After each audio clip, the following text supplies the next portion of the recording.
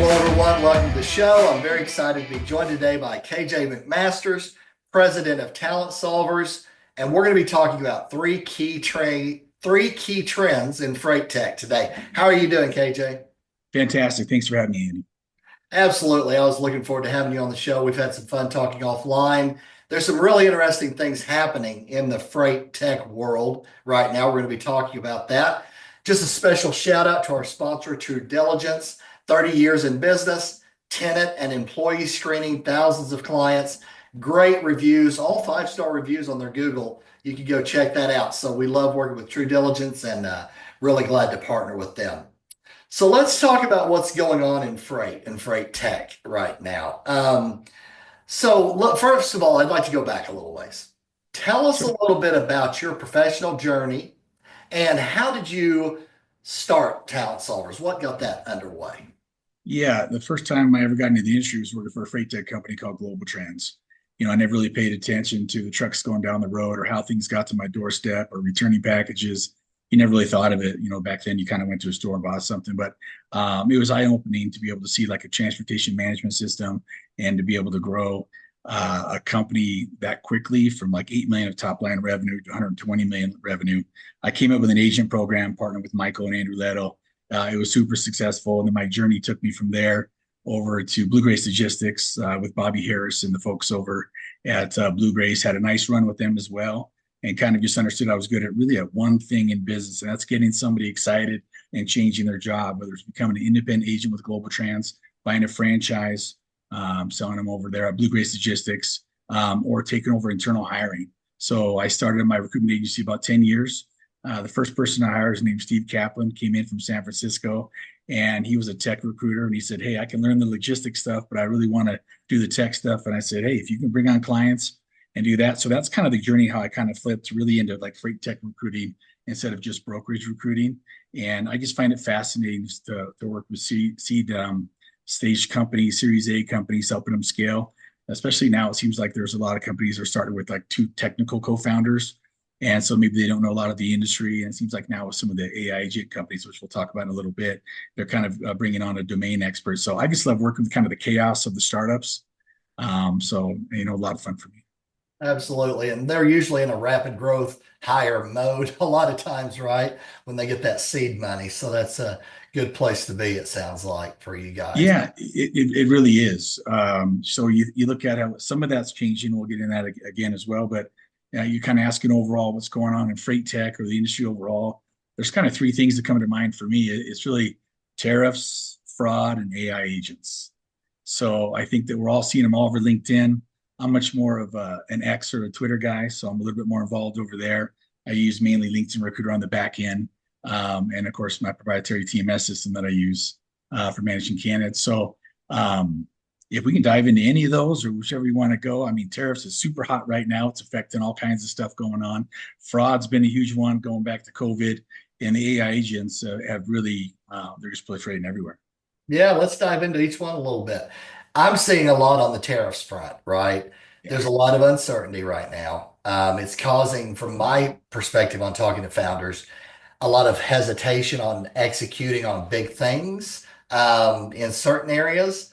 And then I also see some that are really pushing forward in the onshore, nearshore kind of things. What are you seeing and hearing out there in the world of the tariffs negotiations? Very similar. If we were kind of go bottom up from the questions you asked, like cross border, I think with some of the nearshoring, you're seeing companies like Matt Silver at Cargado. I think they're going to experience a tremendous amount of tailwinds. I think we're seeing it as he building in public. If you're looking at like demand for like freight visibility, because we're having to reroute through countries like Mexico or Vietnam or India, I would think that would be some tailwinds for companies like Project 44, Four Kites, Shipio, amongst others, and also like digital customs brokerage. I'd imagine that Flexport should be seeing some interesting things. I follow Ryan Peterson on X. He's pretty active about what's happening there. And then you look at also like adapting to routing, pricing, network optimization. So I think there's a lot there besides like, is there going to be stuff on the shelves in a couple of months?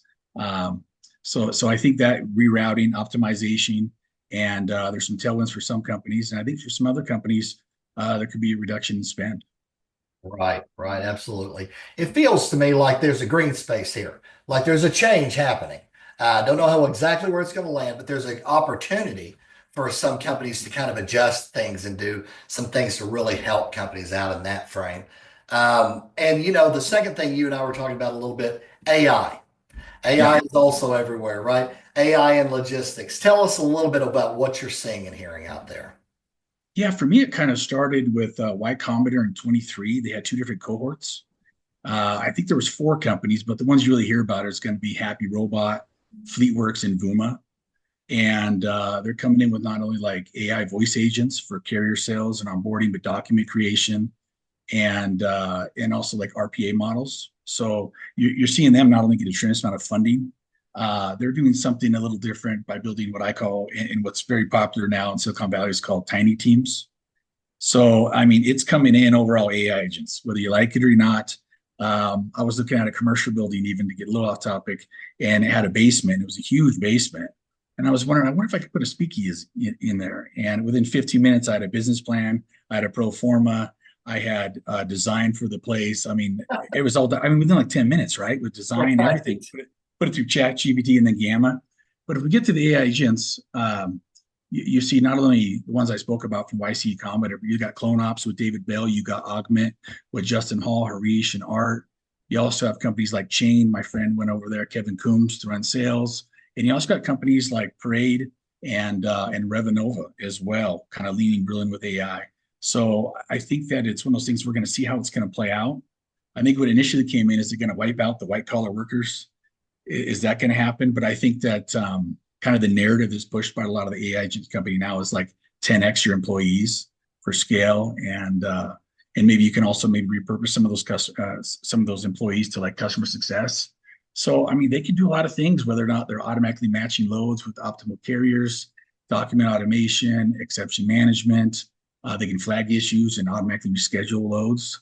So I think it's coming. I think that we might, for the first time, see some real change in freight tech. If we kind of go back a little bit, Andy, you look at like digital freight matching. We had some challenges there. It was a big hype. Then it was visibility. Visibility still kind of plugging along, but nobody's went public with that. So, and a company like Augment's doing something a little different. They're looking maybe more like the Palantir approach, where they're building pods and they're building custom solutions for like enterprise customers. So it's going to be interesting. I think there's going to be multiple winners. But I think that if you're not adopting and trying to 10x yourself, your processes, and your company, I think that you could get left behind. Absolutely. It reminds me a little bit of way back when I sold fleet routing and GPS. And GPS, when it first hit the market, was like so much resistance and fear, fear of change, fear of being big brothers watching me and so forth, right? But with time, that became less and less. And it was a tool that helped the company keep up with things without calling a driver 8 times. Right. So they got used to it right after a while. And now everybody, of course, uses GPS. But it reminds me a little bit of that. There was a lot of fear on the front end. It just helped the company be more effective, really. And I didn't see massive layoffs from GPS. They just used the information to help them run more efficiently, basically. Yeah, I mean, you've been in freight tech for a long time Mhm. across multiple different type of companies. You consult with freight tech companies. How do you feel about the AI agent coming into the space? I think it's going to be a great tool. I've actually been using it here and there for research and for certain things that I want to do that I don't want to spend 8 hours, right? Yeah, And I can do it in an hour. And of course, you've got to be careful with it, just like anything. You don't want to have a white paper written by seven other sources that you don't even you don't attribute verify. anything to, right? And you're getting all this information. I'm starting to see a little bit of the legal and lawsuit actions happening from some of that. But I think used in the right way, AI can save a lot of time. Um, and again, there's a fear of massive layoffs. What I found across a lot of years, 25 years in tech, you can repurpose those same people to do value added activities Yeah. rather than redundant activity, right? That's what I see anyway. myself. Yeah, I feel the same, Andy. I think that it's going to be a cool tool. Everyone's using it. And from a time saver, do you really go into Google and Google something and go through 9, 10, 11 links to find all the information you want? It kind of summarizes everything for you. So it can be a shortcut. Just be careful what you 100% believe or use as your own. Yes, and be careful what you use and put out there. Yeah. But yes, it can be a major league time saver. And we do sales automations.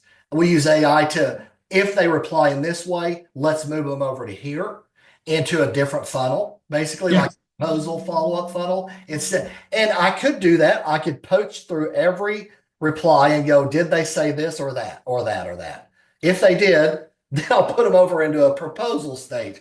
I could do that manually, right? Or I could use automation to do that and save a lot of time, and Tons that's, of time. yeah, Spend more time with your family, more time with customers, more time on the things that really mean something. Yeah. right. Absolutely. So the other big thing we were talking about a little bit is fraud, a key trend, Yeah. fraud. So what are some of the things you're seeing and hearing out there in that world? We've been hearing a ton about it going back to COVID. Just a ton, whether it's double brokering, spoofing email addresses, faking MC numbers, fake documents, and it's causing chaos. So it's causing, if you're a free tech platform and there's fraud on your platform, it's going to erode some trust, which could be difficult. And we're already seeing some of the TMS providers that are selling into brokerages, almost be assaulted with reduction in spend from some of the freight brokerages. So I think a lot of the systems that are selling in, they're having some success with new customers are kind of those AI agents, but I think that it could slow down automated tasks because people are nervous where the information could go. I do think some TMSs could win. I think that, again, I think I spoke earlier, there could be a reduction in spend. As far as like some of the solutions out there, though, we've seen some very interesting companies pop up last few years. I think Cassandra Gaines is doing something cool with Carrier Assure. Ryan Joyce and the team at Genlogs with their sensors. He's ex-CIA, so he's out there on the case with former other CIA agents, finding out fraud and loads that are stolen. And then probably the greatest success story in the history of freight tech is probably Highway. If you're an LP in Venture 53 or some of the other companies that got in early, it's probably a 20 to 1, 22 to 1 return on your investment. Jordan Graff, what he's done, what Michael Caney has done, their branding, what they've done. So there are some solutions out there, and there's a lot of other companies that are leaning on it too. So I think that we're finally having some companies that are making an impact on the fraud. But I think that if we go back to maybe one of our first topics was tariffs, I think that's almost exasperating as well. I think you're having shippers ask brokers to do things they shouldn't do, whether it's detention or make up things. So I think I've seen that all over, like FreightX, they call it. I think I've seen Cassandra Gaines put up an article on LinkedIn as well. So I don't know that it's getting anywhere. The tariff seems like it, like I said, it's exasperating it, but there are some neat solutions that are pretty helpful out there. Absolutely. So let's talk about recruiting. Um, Okay. you've been in this space for quite a while, and I wanted to ask you a couple of questions. In terms of pitfalls to avoid, what are some of the things you see out there that are, hampering, slowing down, or affecting recruiting in some way? What are some of the pitfalls to avoid? Yeah, I'll talk on the client side, but first I'm just going to dive in a little bit on the candidate side. There's some AI tools out there that you can put your resume into, and they can adjust your resume to have it match perfectly with the job descriptions that are online and have you automatically apply and get through the ATSs to have it be a perfect match. So I think that's going to hurt kind of outbound recruiting for internal teams. I think that's going to be very interesting to watch, almost like fraud on your background.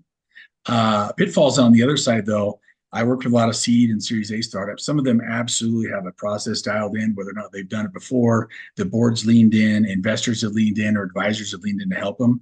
But I think sometimes it's like a stop and start. It's like, hey, we need these 6 or 7 people. Okay, now we don't because now we have too many customers on board, so we don't need sales reps. Or gosh, we need sales reps. Or now we need engineers. And I think it's some of it they're trying to figure out. It's a new startup. But what it does is it hurts the candidate experience and it can hurt their brand in the marketplace. I think another thing on the client side, I had talked offline about this before. We both had some experiences, is having a succinct candidate experience, including process. So if you're putting somebody through 8 or 9 interviews, I think that's going to be tough. You're going to lose really good people through the process. I think that, and it needs to be the same for each person for each time of role. So you can really have a debrief at the end and understand, like, okay, we put this person through the same process. We put this person through the same process. Who's the better candidate fit for us? So, having a succinct process up front and just making sure the candidate's a good experience. Because even if you turn them down, you wouldn't want them to go on Glassdoor or anywhere else to hurt your brand. Right, absolutely. And you touched on a couple of things there in terms of my next question is some of the keys to success with companies that are doing it well. What are some of the things you're seeing out there? Yeah, I think that employer branding is very important. I think that's been something that's been going on in recruiting for a long time. I think that we touched on a couple of companies earlier, but they're doing a great job on LinkedIn about their branding or welcoming new employees. I think between that, showing them the integrations, who their partners are. So I think really the employer branding and potential candidates. I mean, they're savvy now. They can see if there's a tremendous amount of turnover by looking through the roster of former employees over there. So that's some of it. As far as like other things to do well, I think that it seems like there's always one step where you have to present something, whether it's sales, marketing, or do like a coding. I think that's an important step. I think some hiring manager, especially if they're a startup, they can get so excited they can almost hire too quickly. A couple of touch points, have you really vetted them out? And then you could have some turnover, and is that going to set you back by hitting, your go-to-market goals for the quarter? Right. Absolutely. Well, what are the best ways to get in touch with you, KJ? Yeah, I mean, I sure like Twitter, so I'm at KJ McMasters. LinkedIn, KJ McMasters. Then my email is kj@talentsolvers.com. Excellent. Well, I really appreciate you coming on and sharing some insights. It's been a lot of fun talking through this with you. Hey, likewise, Andy, I greatly appreciate you having me on. Absolutely. That's going to do it for our show today. Thanks for listening or watching, everybody. And we will see you again on the next one. Take care.